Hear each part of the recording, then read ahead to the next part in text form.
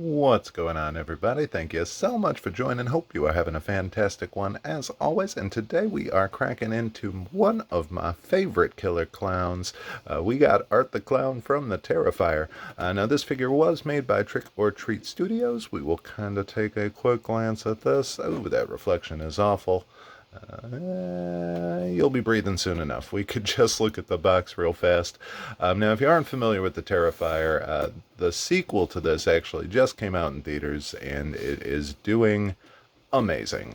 They've made, I think, a couple $1,000,000 at this point, which the budget was like 250 grand, so that is absolutely huge. And really, the big thing with this movie is it is just a hyper gore fest, bloodbath extravaganza with one of the cooler, creepier clowns as the slasher villain in the movie.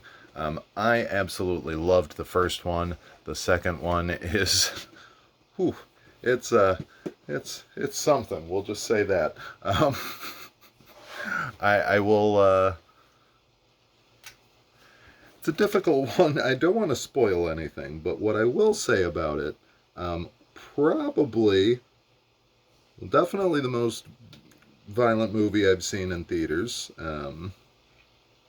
which, for point of reference, Green Inferno would have been right before that, so definitely up there. Honestly, when it comes to really just violent horror movies in general, Terrifier 2, it's it's up there. That the bedroom scene alone. If you know what I'm talking about, you know what I'm talking about. And yeah, congrats to them, because they honestly made. I mean, that scene is just going to go down. People are going to talk about that one for a long, long while in the world of horror. And we're just going to yank all of this stuff off and then fall in love with him as we go. So here we go. We'll take a close look at that super creepy sculpt of the face. Man, they crushed it. All right, so I'm going to fanboy out a little bit. Because like I said, I do really, really love this character. He's just so dang creepy. And it's such a simple look. Like, it's really a generic clown costume, but the actor crushes it. He's so dang creepy in it.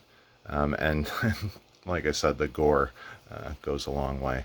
The best way I can probably describe it, as we take a look at his articulation here, sadly his arms and hands are a drastic different color, so you will want to make sure the sleeves stay down, or do a little painting, no biggie.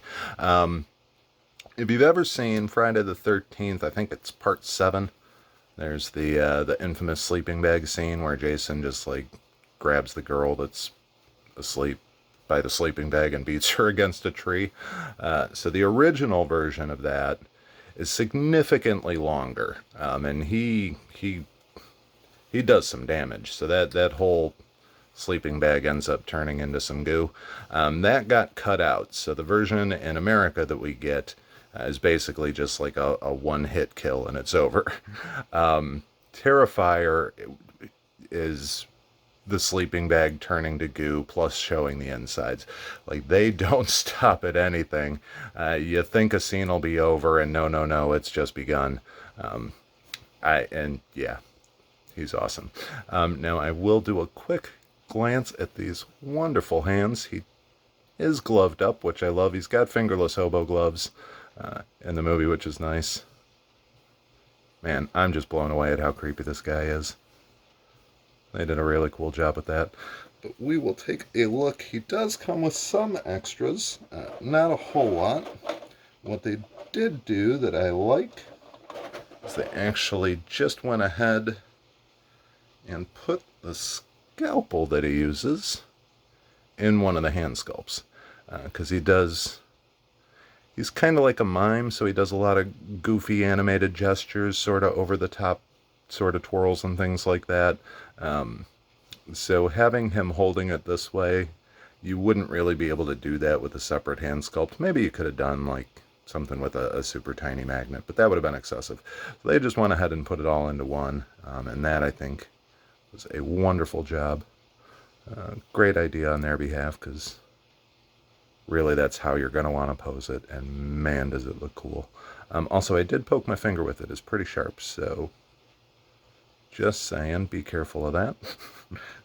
The other hand that you get, like I said, it's kind of another just fun, playful pose for him. This one you probably could use to hold one of his other accessories that we will take a look at, which, if you've seen the first one, you should absolutely recognize this. He does some work. We'll just say that this thing definitely sees some action. So it's super cool that they put this one in.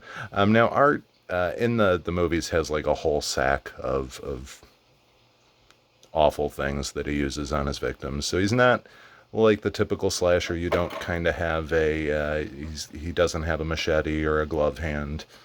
He doesn't have the chainsaw, obviously. There's nothing that's really perfect to him, but that hacksaw is certainly one of the better scenes from the original. Now the outfit itself is basically, honestly, it feels like what you would expect a costume to feel like.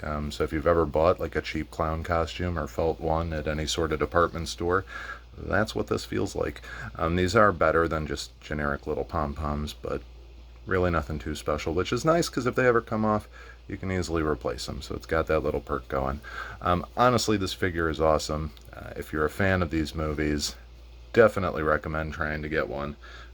They have sold out in a lot of places. We'll take a look at his clown footwear. I haven't done that yet. But you can find them on Amazon for not much over retail. Some stores still have them. I think Toy Inc. actually has them available. So if you wanted to get one for a decent price, that might be a good spot to check. Also, Trick or Treat Studios really does good work with their horror figures. I would not be surprised if they do a Terrifier 2 version. They do also have the selfie edition of this one where he's covered in blood. So if you wanted to get a cool blood splattered one, that's certainly an option you could go with. But I would say, over time, especially with the popularity of the new movie, this guy might be a little harder to come by. Now, one thing I will say with the Trick or Treat Studios bodies, the joints are always kind of a little loose, so you do want to get a stand for them, or you could potentially even do a body swap. It wouldn't be too tricky to do at all, especially with a costume this simple. And the head, I imagine, would pop off relatively easy. I'm not going to do it myself because I don't particularly need to, but that would certainly be an option and something you may want to consider if you want him standing up on his own, just because I don't know if we can. I hate doing this, but it doesn't take much to get a leg wiggle out of them. And that tends to be the case with most of Trick or Treat's bodies. I've got a couple of the Michael Myers ones and sort of the same thing there. Not a bad thing. Like I said, you can always do a body swap if need be. But definitely a cool figure, especially if you're a fan of the slasher genre. I know they are making a part 3. I hope we eventually get a Terrifier in space. Just saying. But hopefully over the next couple of years we'll see more and more of this guy. So he might be a cool one to get just to have now.